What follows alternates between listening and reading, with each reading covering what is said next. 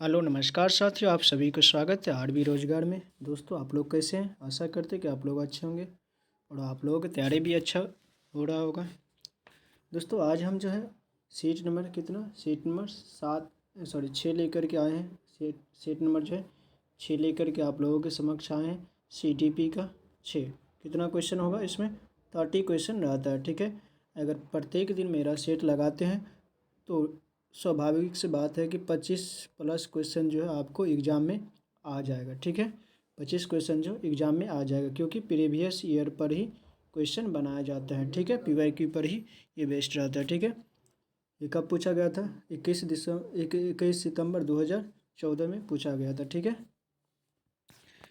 चलिए आज हम लोग जो है CTP का क्वेश्चन करेंगे। ठीक है, और उससे पहले कहना चाहेंगे कि जो भी लोग अगर नए जुड़े हैं, जो चैनल को सब्सक्राइब नहीं किए हैं, चैनल को सब्सक्राइब कर लेंगे और वीडियो को पूरा वॉच करेंगे, तभी जा कर के अच्छे से समझ में आएंगे। और क्वेश्चन को भी पढ़ने के साथ साथ पढ़ने का भी प्रयास करेंगे और आंसर भी देने का प्रयास करेंगे। ठीक है, तभी जा कर के सीखेंगे आप लोग। ठीक है, चलिए पहला क्वेश्चन की ओर बढ़ते हैं। पहला क्वेश्चन है, जो शिक्षण का विकासात्मक परिप्रेक्ष्य शिक्षकों से यह मांग करता है कि वे पहला में कठोर अनुशासन बनाए रखें। सबसे पहले ये बात तो कठोर अनुशासन, आज अभी के समय में जो शिक्षा नीति जो कह रहा है कि कठोर अनुशासन नहीं बना सकते। ठीक है, यानी अनुशासन में नहीं रख सकते बच्चे को, कठोर अनुशासन में नहीं करना है। ठीक है, उसे दंड नहीं देना है, दंड नहीं देना है, क्रॉस का चिन्ह लगा देते। ठीक है, दंड कोई भी तरह का दंड नहीं देना है। ठीक है, डराना नहीं है। ठीक है, धमकाना भी नहीं है। ठीक है, मारना भी नहीं है, दंड में ही आ जाता है मारना। ठीक है, मुर्गा ये सब कुछ भी नहीं बनाना है। ठीक है, ये सब भी नहीं चलेगा। तो ये क्या हो जाएगा? कठोर अनुशासन बनाए रखना, ये भी क्या हो जाएगा? गलत हो जाएगा। यानी फ्रेंडली रिलेशन से होगा। ठीक है, फ्रेंडली रिलेशन बना करके पढ़ाना होगा, तो ये गलत हो जाएगा। दूसरा है, विकासात्मक कारकों के ज्ञान के अनुसार अनुदेशन युक्तियों का अनुकूलन करे। ठीक है, अब देखते हैं, ये थोड़ा सा पॉजिटिव लग रहा है। ठीक है, उसके बाद तीसरा में है, विभिन्न विकासात्मक अवस्था वाले बच्चों के साथ समान रूप से व्यवहार करें। ठीक है, और चौथा में है, इस प्रकार का अधिनियम उपलब्ध कराए जिसका परिणाम केवल संज्ञानात्मक हो। नहीं, केवल वाला वर्ड जो भी आएगा वो गलत हो जाएगा। केवल संज्ञानात्मक नहीं, ज्ञान ही नहीं, बल्कि सारे चीज़ का जो है उपलब्ध होना चाहिए। ठीक है, तो इस क्वेश्चन का आंसर जो हो जाएगा ऑप्शन दूसरा सही हो जाएगा। ठीक है, दूसरा पूरा सही है। ठीक है, अगले क्वेश्चन की ओर बढ़ेंगे हम लोग। दूसरा नंबर क्वेश्चन है, शिक्षार्थी तब तक नहीं सीख सकते हैं जब तक, पहला ऑप्शन में, उन्हें शिक्षा के सामाजिक उद्देश्यों की आवश्यकताओं के अनुरूप न पढ़ाया जाए। ठीक है, और दूसरा में है, उन्हें यह पता न हो कि जो तत्व उन्हें पढ़ाया जाए यानी पढ़ाए गए निकट भविष्य में उनका परीक्षण यानी उपयोग हो। ठीक है, यानी परीक्षा उसका हो। और तीसरा में, वे सीखने के लिए तैयार न हो। और चौथा में, दैनिक आधार पर घर में उनके माता पिता विद्यालय में उनके सीखने के विषय में नहीं पूछेंगे। ठीक है, ये सब तो नहीं होगा। ठीक है, ये सबसे सटीक है। ठीक है, क्या हो जाएगा? वे सीखने के लिए तैयार ना हो। जब तक बच्चा अगर पढ़ने के लिए तैयार ना होगा तब तक उसको पढ़ा भी नहीं सकते हैं। ठीक है, अगला क्वेश्चन है, तीसरा में, सामाजिक अधिगम का सिद्धांत निम्नलिखित में से किस घटक पर बल देता है? सामाजिक अधिगम का सिद्धांत जो है निम्नलिखित में से किस घटक पर बल देता है? पहला प्रकृति, दूसरा पोषण, तीसरा अनुकूलन और चौथा पाठ संशोधन। ठीक है, तो तीसरा नंबर क्वेश्चन का आंसर हो जाएगा ऑप्शन कौन सा हो जाएगा? दूसरा हो जाएगा। ठीक है, दूसरा। ठीक है, सामाजिक अधिगम का सिद्धांत जो है निम्नलिखित में से किस घटक पर बल देता है? पोषण पर। ठीक है, पोषण पर। अगला क्वेश्चन है, चौथा में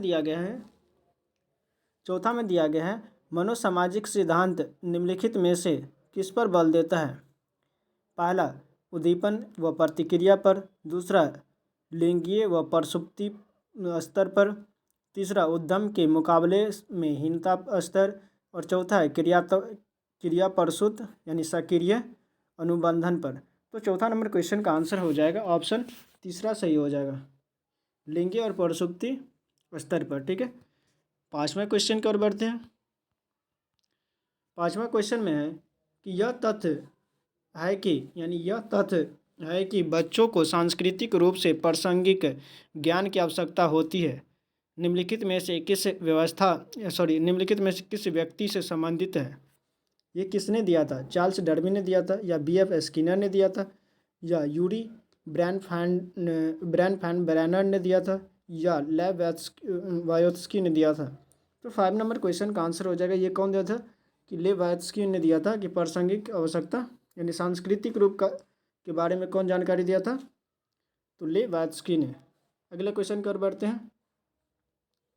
छठा में दिया गया है कि आप एक शिक्षिका या शिक्षक के रूप में रैगिंग और धमकाने के सख्त विरोधी है। ठीक है, रैगिंग और धमकाने का जो सख्त विरोधी है तथा इस संदर्भ में विद्यालय में पोस्टर लगवाते हैं, तब समिति बनवाते हैं। आपसे जुड़ने वाले किशोर जो इस विचार के दृढ़ विश्वासी है, निम्नलिखित में से वे किस स्तर पर होंगे? पारंपरिक, दूसरा पूर्व पारंपरिक, तीसरा उत्तर पारंपरिक और चौथा जो है सामाजिक व्यवस्था बनाए रखने वाला। तो छठा नंबर क्वेश्चन का आंसर हो जाएगा ऑप्शन तीसरा हो जाएगा, उत्तर पारंपरिक।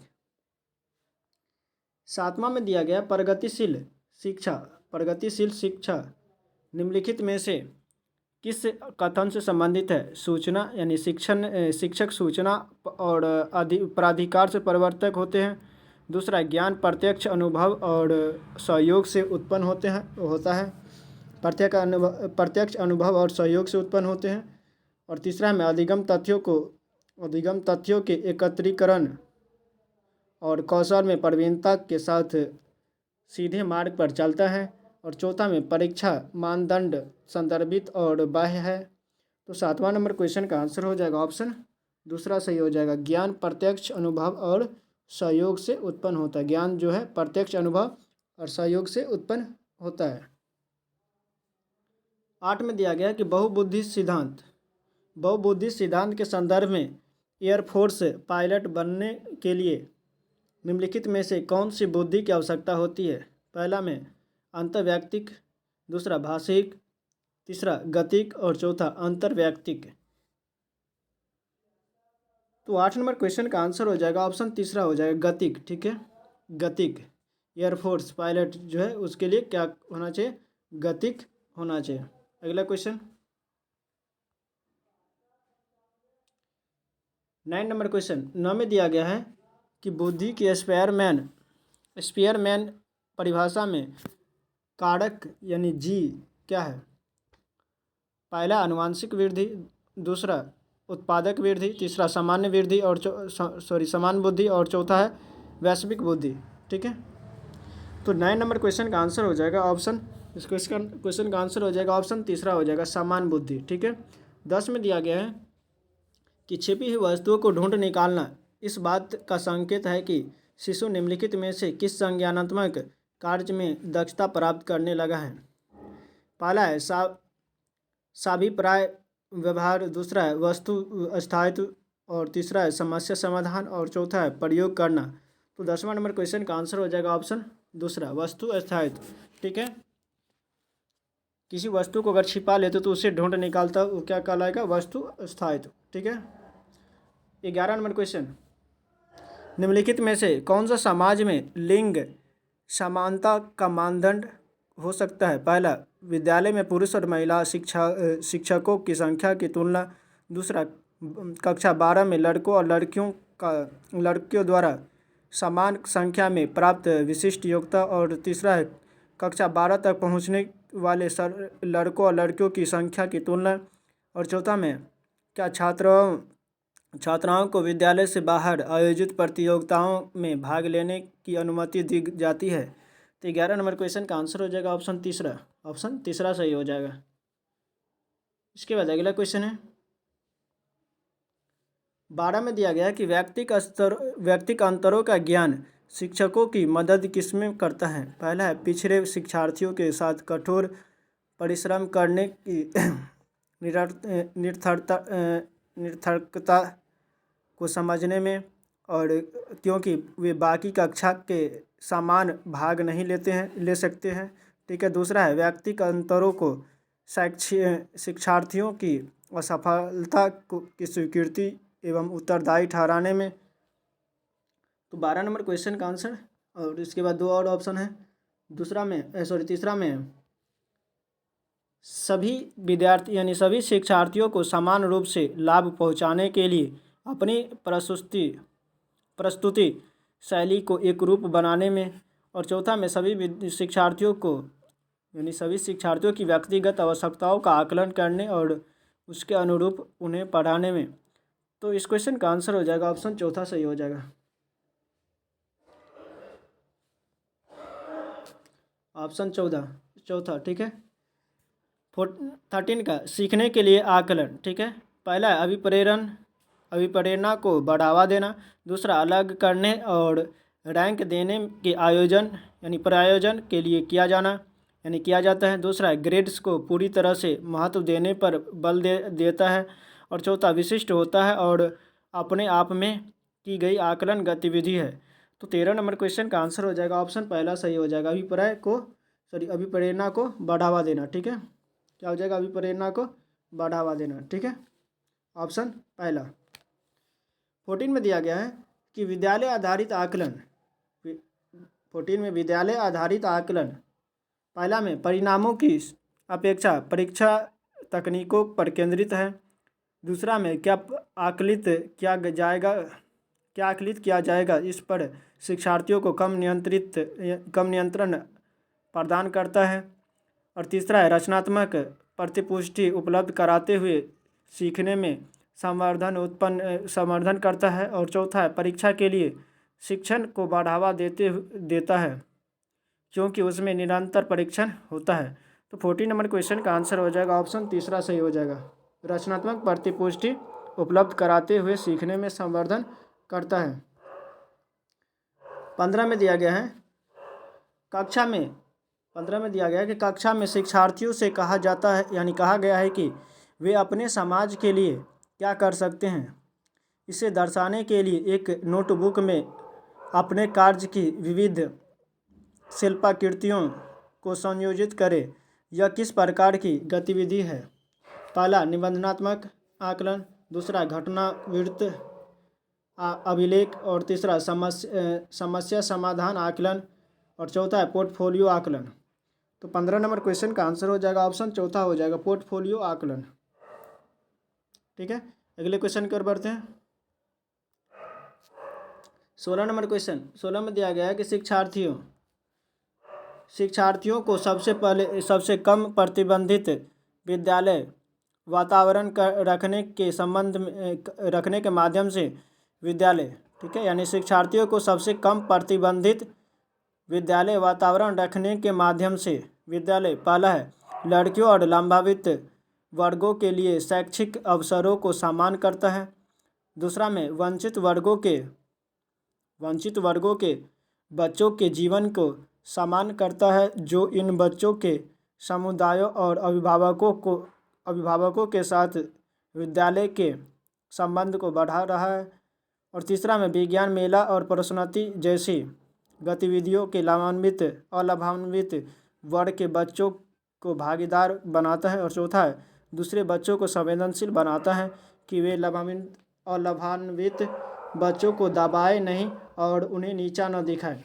तो 16 नंबर क्वेश्चन का आंसर हो जाएगा ऑप्शन चौथा सही हो जाएगा। इसके बाद 17 में दिया गया है कि एकाग्रता। ठीक है। कंसंट्रेशन एकाग्रता समय के साथ मेल बैठाने के लिए एक दत्त कार्य को पूरा करने के लिए आवंटित समय को घटाना और चरणबद्ध तरीके से इस एकाग्रता समय को बढ़ाना।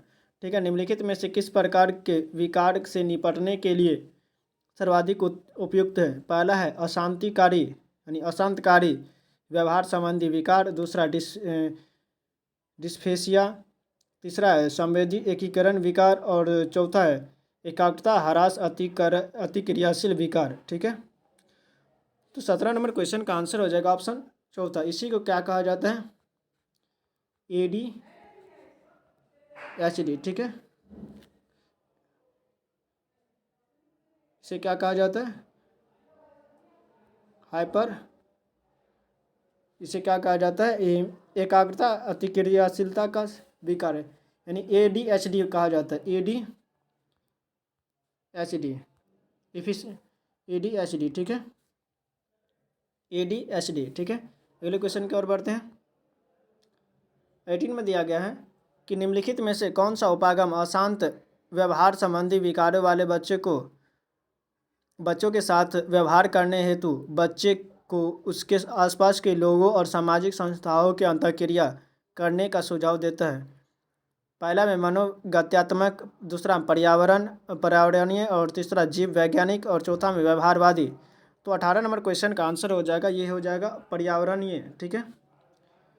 19 में दिया गया है कि रेन जूली प्रतिभाशाली की अपनी डैश परिभाषा के लिए जाने जाते हैं? 4 पंक्तिय, यानी टीयर, और तो 19 नंबर क्वेश्चन का क्या होगा? रेन जूली, ठीक है। 4 पंक्ति होगा, या त्रिस्तरीय, या त्रिवृत्तीय, या त्रिमुखीय, ठीक है। तो 19 नंबर क्वेश्चन का आंसर हो जाएगा, ये हो जाएगा ऑप्शन तीसरा, ठीक है। क्या हो जाएगा? ऑप्शन तीसरा, त्रिवृत्तीय, ठीक है। ऑप्शन तीसरा। अगले क्वेश्चन की ओर बढ़ते हैं। 20 में प्रतिभाशाली शिक्षार्थियों के लिए पहला में अभिक्षमता को कौशल के रूप में समझना सही है, दूसरा है प्रगति के निरीक्षण करने की आवश्यकता नहीं है, और तीसरा है शिक्षक को अनुकूलन करना चाहिए और जिससे शिक्षार्थी में बदलाव आता है, और चौथा है शिक्षक को पहल करनी चाहिए और समस्या समाधान में मुख्य भूमिका निभानी चाहिए। तो 20 नंबर क्वेश्चन का आंसर हो जाएगा ऑप्शन तीसरा सही हो जाएगा। क्या हो जाएगा? ऑप्शन तीसरा सही हो जाएगा, ठीक है।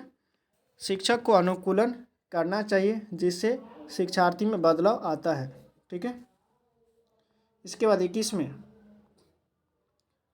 में दिया गया है कि अधिगम्य निर्योग्यताओं वाले बच्चे की प्रगति का निरीक्षण करने के लिए निम्नलिखित में से कौन सी पद्धति सबसे उपयुक्त है?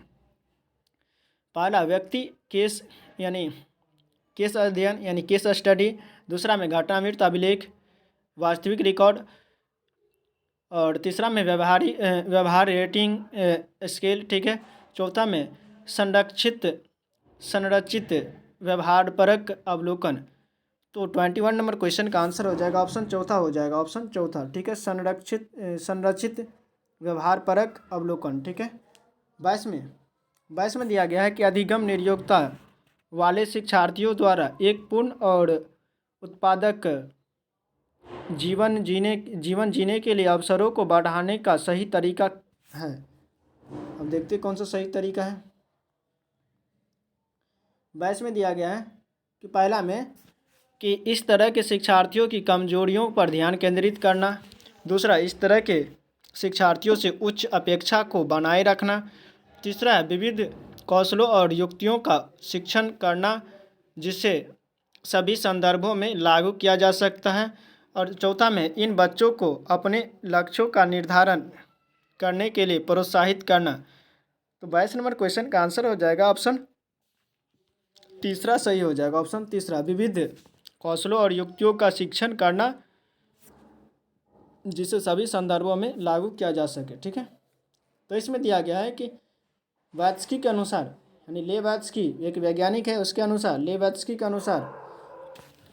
वात्स्की के सामाजिक सांस्कृतिक सिद्धांत के अनुसार पहला संस्कृति और भाषा विकास में संस्कृति और भाषा विकास में जो है महत्वपूर्ण भूमिका निभाते हैं, दूसरा बच्चे अलग क्षेत्र में चिंतन करते हैं और वे पूर्ण परिप्रेक्ष्य नहीं लेते, और तीसरा यदि निम्न आयु पर अमूर्त सामग्री को प्रस्तुत किया जाए तो बच्चे अमूर्त तरीके से चिंतन करते हैं, और चौथा में स्व निर्देशित वाक्य सहयोग का निम्नतम स्तर है।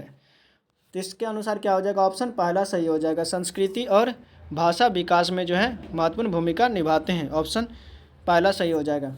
अगला क्वेश्चन 24 में दिया गया है कि व्याख्या अनुमान, 24 में क्या दिया गया है? मिट जाता है, ठीक है। व्याख्या अनुमान अथवा व्याख्या, अनुमान और अथवा नियंत्रण परिकल्पना डैश के लक्ष्य है। ठीक है, पहला है पारंपरिक तर्कना, दूसरा आगमनात्मक तर्कना, तीसरा निगमनात्मक तर्कना और चौथा वैज्ञानिक पद्धति। तो 24 नंबर क्वेश्चन का आंसर हो जाएगा ऑप्शन चौथा। ये क्या है? वैज्ञानिक पद्धति, व्याख्या, अनुमान और अथवा नियंत्रण परिकल्पना। ठीक है, 25 में दिया गया है कक्षा 7 का शिक्षार्थी गणित में त्रुटियां करता है। एक शिक्षक के रूप में आप पहला शिक्षार्थी को सही उत्तर उपलब्ध कराएंगे, दूसरा शिक्षार्थी को कैलकुलेटर का उपयोग करने की मदद करेंगे। इसमें से कौन सा सही होगा? शिक्षार्थी को कहेंगे कि वह विकल्प यानी विकल्पनात्मक पद्धति का प्रयोग करे अथवा स्वयं त्रुटि का पता करने के लिए उसे दोबारा करे। तो इस क्वेश्चन का आंसर हो जाएगा 25 का हो जाएगा ऑप्शन तीसरा, यानी स्वयं करके सीखने के लिए उसको बताएंगे, यानी फिर से चेक करना है कि कहाँ पर गलती किया। ठीक है, ये नहीं कि तुरंत आंसर बता देना। 26 में दिया गया कि संवेदनात्मक बुद्धि बहुबुद्धि सिद्धांत के किस क्षेत्र के साथ संबंधित हो सकती है? पहला अंतर्वैयक्तिक, दूसरा प्राकृतिक बुद्धि और तीसरा चाक्षुष स्थानिक बुद्धि और चौथा अतित्वपरक बुद्धि। तो 26 नंबर क्वेश्चन का आंसर हो जाएगा ऑप्शन पहला सही हो जाएगा। 27 में दिया गया है 27 में संवेग के मनोवैज्ञानिक संवेग के मनोविज्ञान में निम्नलिखित में से किस तथ्य पर सबसे कम ध्यान केंद्रित यानी ध्यान दिया जाता है?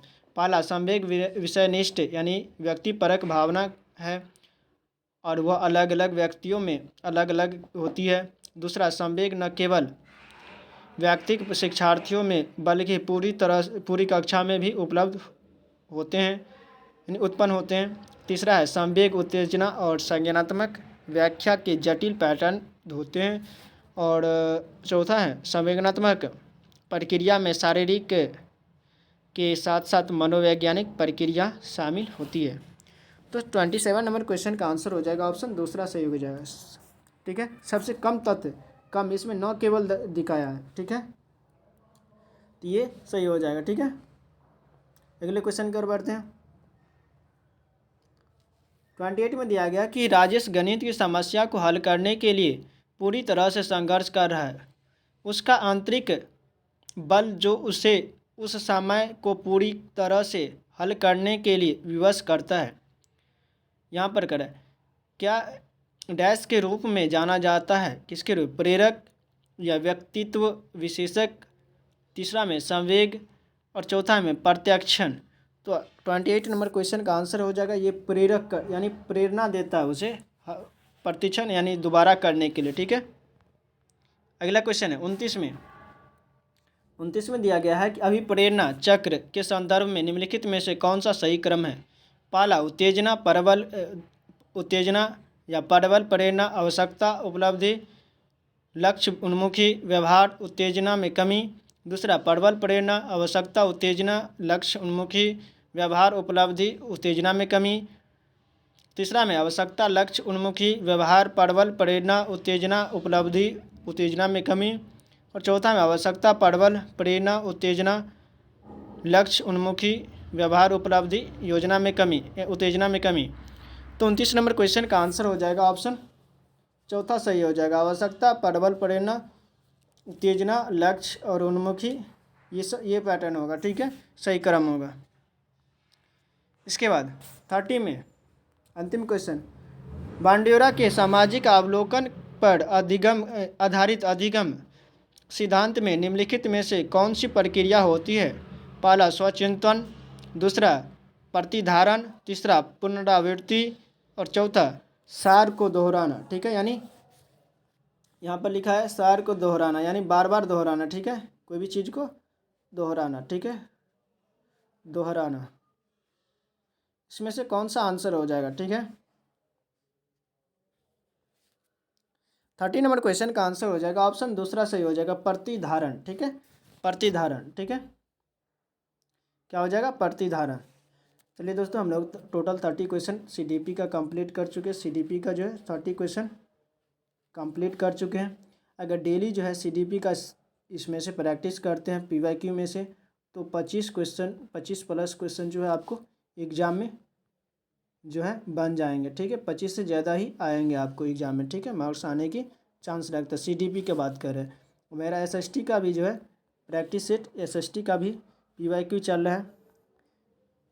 SST का भी PYQ चल रहा है। ठीक है, PYQ चल रहा है। ठीक है, उसमें भी आप लोग जुड़ सकते हैं, अपने तैयारी को बेहतर कर सकते हैं। और जो भी लोग नए हैं, चैनल को सब्सक्राइब नहीं किए हैं, तो चैनल को सब्सक्राइब कर लेंगे और बेल आइकन को ऑन कर लेंगे। ठीक है, सब्सक्राइब कर लेंगे और बेल आइकन को ऑन कर लेंगे। ठीक है, ताकि मेरा जो अगला क्लास का जो वीडियो होगा यानी प्रैक्टिस सेट का, वो सबसे पहले आप तक पहुँचे। और वीडियो को पूरा वॉच कीजिएगा, दोस्तों के साथ भी शेयर कीजिएगा। ठीक है, चलिए दोस्तों, क्लास को पूरा वॉच करने के लिए बहुत बहुत धन्यवाद। Thank you. जय हिंद, जय भारत।